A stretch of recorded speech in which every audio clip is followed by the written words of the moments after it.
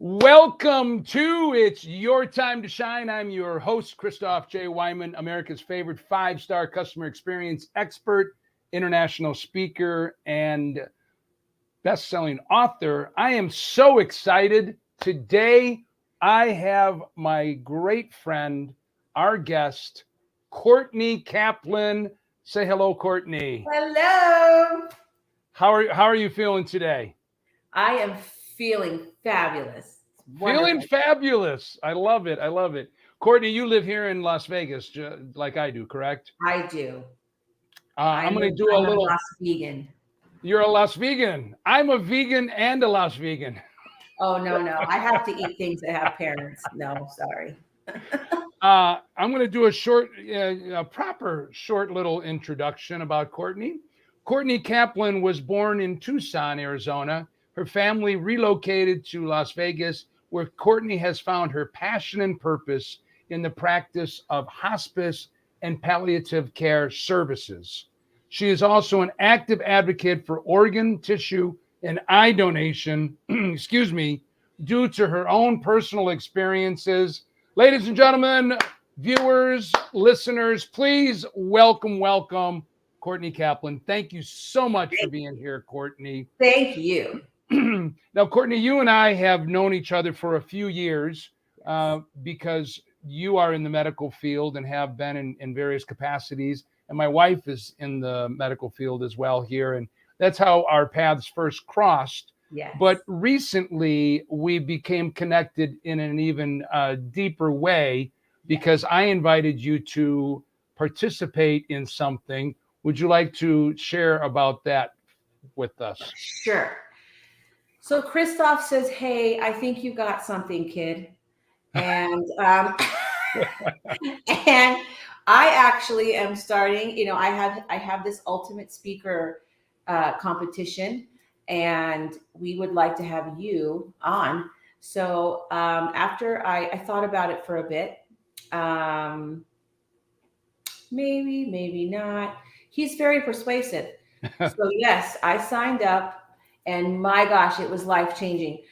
Yes, it took me out of my comfort zone. Yes, it was challenging. Yes, I got uncomfortable, cried, wanted to grab my stuff and leave, but I didn't. I didn't. I stuck with it, and lo and behold, I was one of the fan favorites, and I made it to the semifinals. Who knew? I had so much more to learn, which is why, I'm on an Engage the Stage program, and I will continue to get out of my comfort zone and practice with Ultimate Speaker competition going forward. But it was amazing. And you did not, were you one of the fan favorites? Courtney actually won the award for fan favorite. We have a first place, a second place, and a fan favorite. And indeed, she also made it to the semifinals. So I want to step back and, tell us just a little bit about Courtney Kaplan and your life up to this point, not including the pivotal event. We'll get to that in just a moment. Sure. But just tell us a little bit about Courtney. Who is Courtney? Courtney's a middle-aged mother of five. No, I am one of those little sweet souls that runs around the world trying to help everybody and trying to fix everybody's problems. And unfortunately, people like that sometimes neglect themselves and their own needs and wants. So Sure. I'm at the point in my life now where my youngest is 19, and I'm in this let's find ourselves stage. I have, raised five beautiful children. I've worked my way up from a CNA many years ago, and now I'm in a management role and at a hospice, and I absolutely love it. I have very dear friends that I cherish, and one of my main goals and purposes being on this planet is to help everybody else be better, and in the same time, I get that feedback and make myself better. So that's just me. I'm on this journey path, and you all are part of that. So I appreciate this opportunity. And that's so awesome. So you have been in hospice care services. I don't know if I use the Sure. proper vernacular. For how long? How long have you been doing that? I had taken a stint as a CNA with hospice maybe about 25 years ago when I first became a CNA, and I really really enjoyed it. That was one of those positions that when I went home that day, I felt like I really truly made a difference, and I walked away every single opportunity to transition with an individual. I always walked away with some nugget of wisdom that I didn't have from before. So I absolutely love that role. And my journey took me on many other avenues. And I ended up back with hospice in 2020. So I'll be going on 2.5 years, depending on the anniversary date. And it's been absolutely amazing. The hospice that I'm with now, I have the opportunity to work with children and adults, and we also have a veteran program as well. So I'm able to use the variety of skill sets and services and talents that I have on all of those people. I it's such a unique and different field, and so you end up losing all of your patients. Is that correct? Most Eventually, of them, yes. most of them. When it comes to the children, it's a little different. With the adults, again, there are those times when hospice comes in and it does seem to be an imminent state, and patients rally and they discharge off of hospice, and hospice will always be there when they need it again. But typically for the adult side, for sure, that is a final transition typically. So how does one prepare themselves, and how do you deal with that? Because it's a continual, and I know you use the term transition, and you see the beauty in that, but still there's a lot of sorrow and grief oftentimes, depending on the nature of the ailment of the patient. How do you how are you able to do that day after day? Good question. It comes from a place of servitude is the best way I can describe it. When you find yourself a passion or a purpose, that comes from that place of love, and it comes from that warmth and that heart center that you have.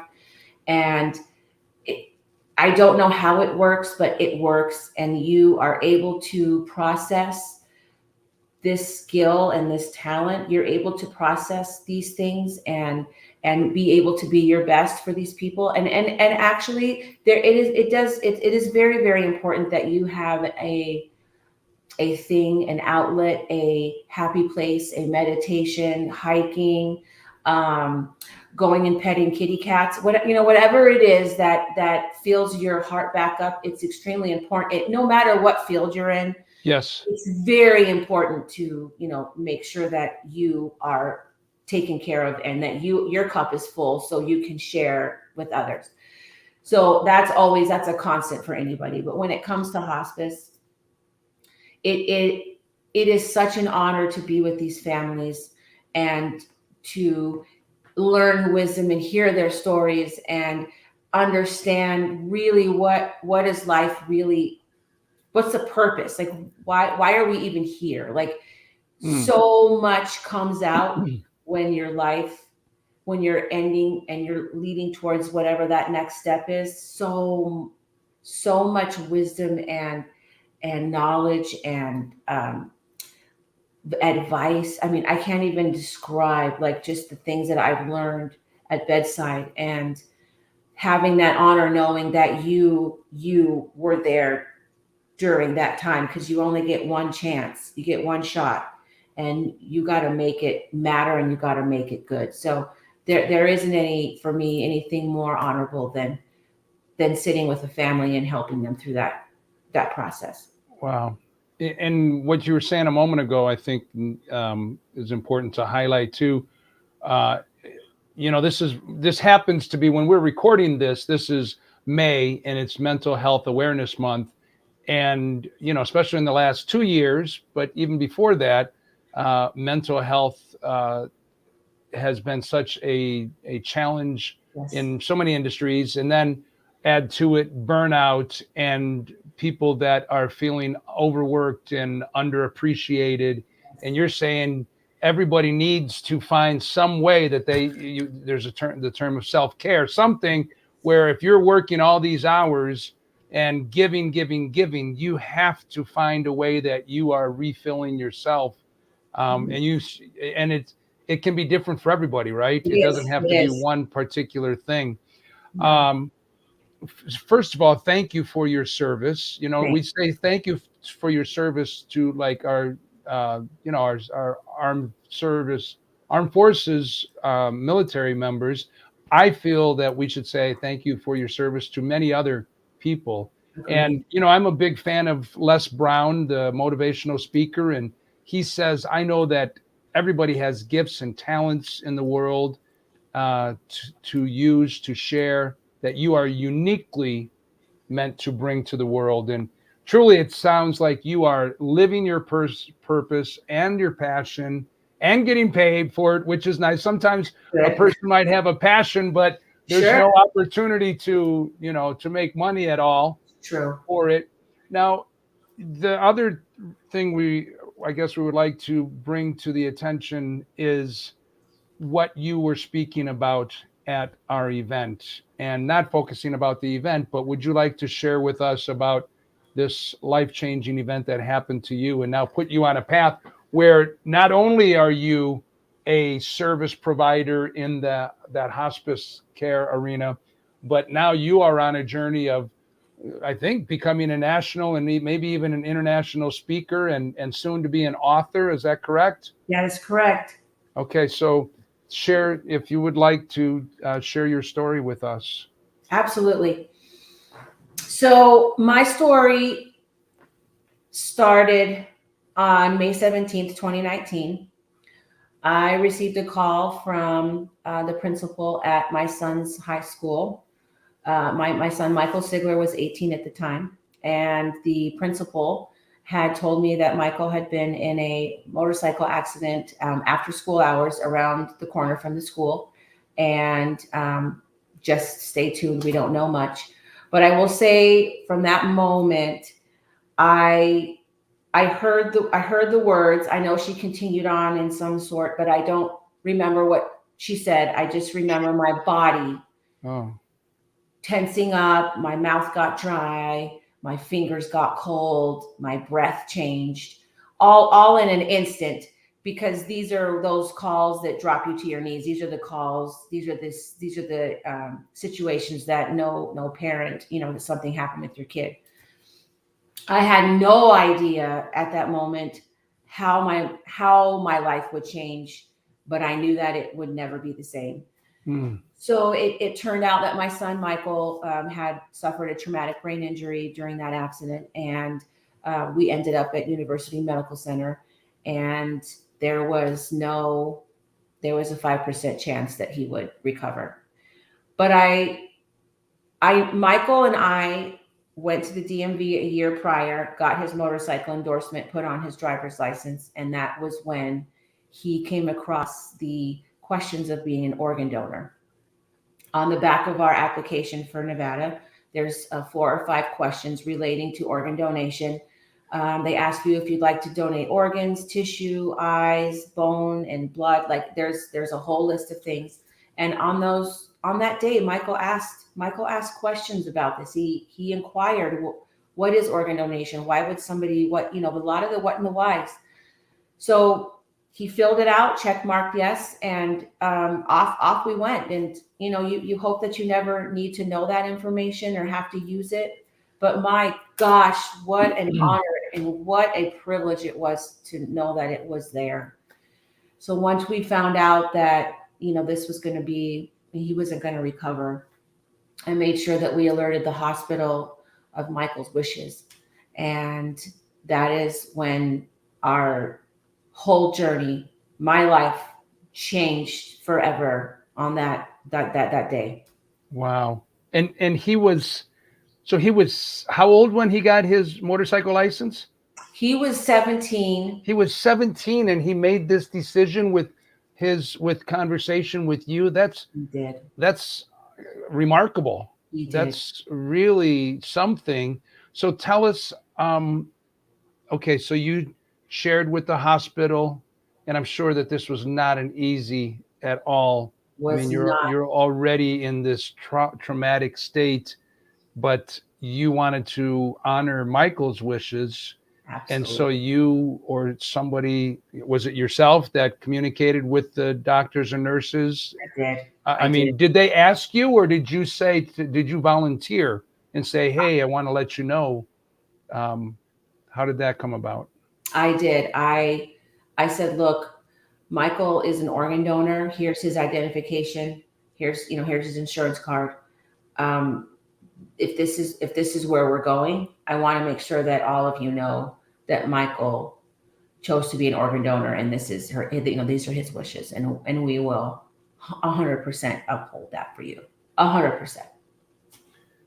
And so they do something that maybe I only know about it because my wife is a nurse, and she told me about something that they do that's called, is it called the honor walk? An honor walk, yes. So describe that for us, please. Sure. So UMC and Nevada Donor Network came to us on May 21st. UMC is University Medical Center here in Las University Medical Vegas. Center. It's our trauma center here, our level 4 trauma center in Las Vegas. Okay.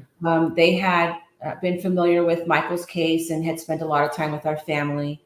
And they had invited us to be the first ever, for University Medical Center, the first ever honor walk for them to conduct.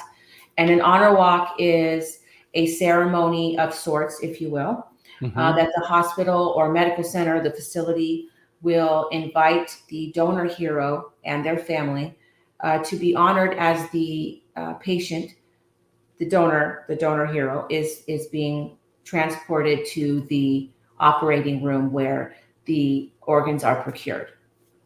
So typically what happens is the hospital will alert staff who is available to leave their station for a moment and go ahead and head to the hallway and line the hallways for the patient and the donor family on the way to the operating room. So UMC had offered us that opportunity, and we most definitely took it. And what an honor it was to, I mean, UMC was absolutely amazing. The staff, Nevada Donor Network, and I will say that forever and always, changed my life forever. The next morning around 8:30 was when they said, just kind of prepare for the honor walk. There's going to be some people out, on the hallway, and we'll get you to the operating room because, we had Michael's organs had been matched, and the process was completed. He had all of his own eight organs were able to be donated, and they all had a recipient match. So we had the honor walk the following day, and the hospital staff, we had a nurse at both edges of the bed.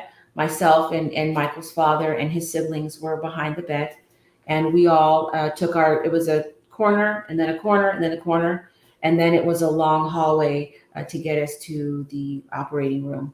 And I remember heading off that last corner and looking up down the hallway, and there were just a row of people. I couldn't even see the wall. It was just a row all the way as far as I could see. I almost couldn't even see the floor. Wow. Just from my vantage point, because I was at the head of the bed. I mean, I literally could not. It looked sort of like this. And I remember seeing the young man who had caused the accident with his family. They were lining the halls, and we had physicians and nurses and hospital staff, other families, even patients I saw had taken time out of their day to honor Michael on the way down to the operating room. I would say it was about a 5-minute trek, and the thoughts and the emotion of just this is the last time I'm ever going to see my son. This is the last, what am I going to do with this time? And I spent those 5 minutes reflecting on all the years and the amazingness that this child was to me, and this 18 years that I had with him, and the countless hikes and the reptiles and the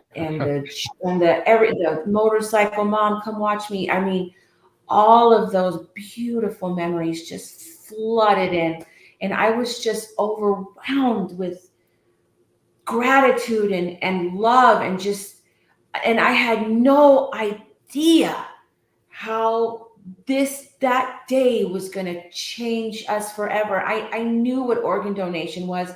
I knew that we'd have recipients. Like, I knew that, but what does that feel like? Wow. I felt it. I felt it. So we got Michael down to the operating room, and we said our final goodbyes, and what an amazing day. After we left him at the hospital, we went outside, and UMC had a big bundle of blue balloons for us to let off in his honor, and they handed us a beautiful hand-signed plaque with all of the staff that was involved in Michael's care, and just how much they appreciated being a part of our journey, and obviously us for them. It was just overwhelming. But yeah, that was May 22nd of 2019 was our honor walk, and it was And just. if I remember correctly, he had just graduated like days prior. Is that correct? He was going to graduate. He was The going to graduate. graduation ceremony was the 25th of May, Okay. and his accident was the 17th. So we grabbed his cap and gown, and we dressed it over his body on the bed through the hall. Hmm. And this year, actually, his youngest sister, Gabrielle, will be graduating from Cimarron, and she will be wearing his cap and gown this weekend, so that it will actually get a way to walk down the. Wow, that's beautiful. Yeah. And you are now, and it's not just something that transpired with your family, but you have actually taken up the mantle to be an advocate for organ donation. Do you want to just kind of speak about that? And also, I remember on our stage when you spoke at Ultimate Speaker Competition, you talked about the communications that you received from some of the recipient families. Do you want to share a little bit about that with us? Absolutely. So after the honor walk, I took about 4 months to just gather my heart, gather my thoughts, gather my feelings. And I sat down with a pen and paper, and I wrote a very personal letter to the recipients. As an organ donor family, the only information that we're given is a list, and it reads something like this: 18-year-old male heart, 61-year-old male double lungs, 57-year-old male liver, 25-year-old female left kidney, and 40-year-old male right kidney, and pancreas and bone tissue. Those things aren't listed, but it's listed as yes donated, but not in any specificness. So that's really all the information that I was given.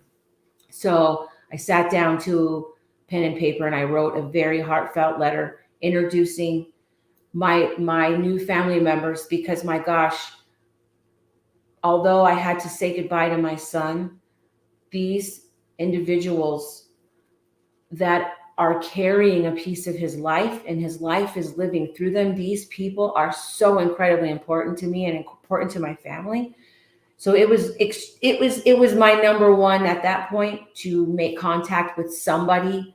I needed to know how much I love them, and I wanted to feel Michael again. It was selfish reasons too. I mean, I miss him dearly, and the thought of somebody else holding a piece of him was just, I needed that. I needed that for me. Wow. So I wrote that letter and gave it to the Nevada Donor Network. That's how they work it. And then that letter goes out to all of the various transplant centers who were involved with Michael's procurement and organ donation. So it took about a year from the honor walk date, about a year before I heard from anybody. And I received an instant message on Facebook from a Mallory, and this was August 4th of 2020, and she was introducing me to her father-in-law Harold, who received Michael's double lung, and how incredibly grateful they were for Michael's gift, even knowing what the sacrifice was to have that transplantation for their father. They were very eager to meet us and invite us to their family. So after speaking with them, we decided to spend Michael's 20th birthday with his family. Harold lives in Texas. So we flew down there and spent the weekend with them. And they had a beautiful, beautiful birthday scheduled for Michael. And we let off balloons and wrote beautiful notes, and just the family got to meet each other. And most and definitely when I embraced Harold, I felt Michael's life just passing through him, and just his chest rising and falling. I mean, I was like, Harold, like, I'm sorry, but I can't let go. I was like, I can't. Oh my gosh. I can't let go. Feeling his soul and energy. Yeah, it was just like a mom when their baby and their babies are growing in them, that connection that you have, but you don't know them yet, but you feel them and you share that life. That is, I connected with that day, like that. This is so amazing. It's so hard for somebody that hasn't experienced it to fathom it. But eight families, 8 individual people that received a part of Michael, and so they were not all in Nevada. Is that correct? They find matches based upon blood type and all of these different things, and they're all a part of. You said there's a network of transplant centers and a network of organ donation entities. And so they work together with the families. The families are on lists, or the patients are on a list, right? Somebody is waiting for a kidney, and sometimes it can be weeks or months, I guess, perhaps, yes? Or years. Or years. I've ran into individuals on their 3rd year waiting for a kidney. Here in Vegas specifically, the last number I heard was 605 individuals are waiting for a kidney transplant here. And the reason I say kidney is Nevada doesn't have a transplant center here. So individuals that need hearts, lungs, livers, they are not included on that list. So if we were really going to be honest, here in Nevada, there's probably 2,500 people right now waiting for a life-saving organ. That in order to get the organ, they have to move Utah, Arizona, California, which are our surrounding transplant centers. They have to register in that state and have an address in that state in order to come up on the list. Well, what if you have a family here in Vegas and you can't separate like that? What if you can't just up and move? Yeah. Then you don't get the organ. So that's the other part of this movement, is getting that awareness to the fact that we are a huge metropolitan state, huge. And we live here. It's not just gambling. It's not just hospitality. Like, people live here. And we know we are in desperate need of this service, but still. So let me ask you about that. Now you are in addition to your main day job of working in the hospice. This is unrelated. This is something different. You are an advocate with Nevada Donor. Is that correct? Nevada Donor Network. Yes. And what do you do in that capacity? What is your role? And Sure. I am an active volunteer, and that was the best way for me to. I didn't want to, as of yet. I don't want to have a career there. I want to I want to advocate from where I'm at. And Sure. this is how I'll do it. So I am an active volunteer for Nevada Donor Network, and that takes me on a variety of speaking engagements. There are some opportunities to be bedside with families. I'm also on the advisory board for Nevada Donor Network. So when it comes to new innovation, possible, working for like getting state and federal level information or laws or something like that to pass, I'm involved in those things. I have become extremely active and extremely passionate about this because it's personal now. It's personal. Right. And I absolutely love that part of my life. And it takes me, again, there's opportunities for like vendor booths and vendor fairs. So I'm also taking care of those things. I interact with Highway Patrol, other hospital CEOs. Like it takes me on this amazing journey of just educating. It's educating, it's supporting, it's getting people to know, checkbox, yes. I mean, it's a variety of things. But it is my life. It's my passion. Wow.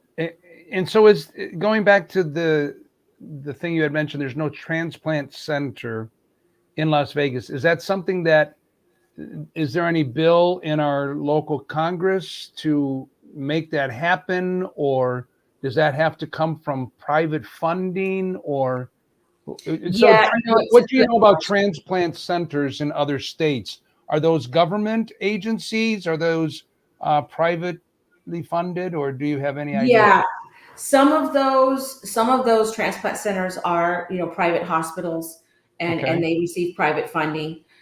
But also on a federal level, there's also federal dollars that are available, to help to fund such centers because it's more of a program versus a center. sure. So, and here, yes, we as a whole, there are so many individuals working tirelessly to get federal assistance, get state assistance, get private funds. The thing with the transplant center is, in order to be federally funded and be able to bill insurance, the CMS rules and da da da, they have to do 10 free transplants in order to show documentation and billing, and kind of like you have to do 10 free ones before you can put in your application to be like an actual certified center. So that takes an extremely large amount of money because you still have to pay the doctors, the facility fees, the this, the that. So right now, we are all pulling together and just throwing funds into a bucket to complete it's about 35 million is what we're figuring is the amount that we need to cover those 10 free. Wow. Yeah, so the money is getting thrown into a bucket, and we're getting there. Like we're almost there, but still, for the families that are waiting and will not ever get an organ or can't leave. I mean, what is that? Maybe soon, probably, perhaps doing for them? Nothing. So it's just keeping on task and getting this done. But we're very close. We are very close. You are doing such amazing work, Courtney. I've always known that you are just a person of great, generous, loving spirit. I mean, your passion comes through when you talk. And what else would you like, listeners to know or to be aware of, or what is your final message? Not final, not final, just your last words for this podcast that Sure. listeners need to know and be aware of. Sure. Personally, for me, you just don't even know the strength and power that you have until you're called to the carpet and you need to pull it out. I excuse me, never really saw myself as that person until I was faced with continuing to live my life in some capacity after losing a child, because that is devastating. I the power of love and forgiveness, that has gotten me where I am today. Um, when you operate out of that place of love and vulnerability and turning that grief and sorrow and sadness, and we've all suffered so many traumas throughout our lives, so many, and being able to rise up from those ashes and make something out of it is extremely powerful and empowering. It gives you a feeling that you are not a victim of your circumstances, but that you can actually make something of this and do something better and feel better, because we are all responsible for our own happiness. We really are. So that message is just do what you can out of love. Love will bring you such joy and happiness. It will surround you. It will heal wounds. It will heal relationships. If you can, it's not easy. This world wants everything but that. It's not easy, but that would be my takeaway message, is to love yourself, love others. Before you react, act out of love, and you will see that your whole entire world around you will change. Wow, that is so amazing. You are such an inspiration. Oh, thank you. You are really such an inspiration, truly, truly. And I'm just grateful that, to use my wife's uh, phrase, she says, you are a part of our story and we are a part of your story. And I'm just excited for the journey ahead of you. Uh, your speaking career is about to bloom and blossom and blow up, I really believe. And it's an honor having you on our podcast. It's your time to shine. Truly, somebody who is shining her light in the world, Courtney Kaplan. Thank you so much. It's a blessing and an honor, and we will talk to you again soon. Thank you for tuning in, everybody. It's Christoff J Weihman, and it's your time to shine.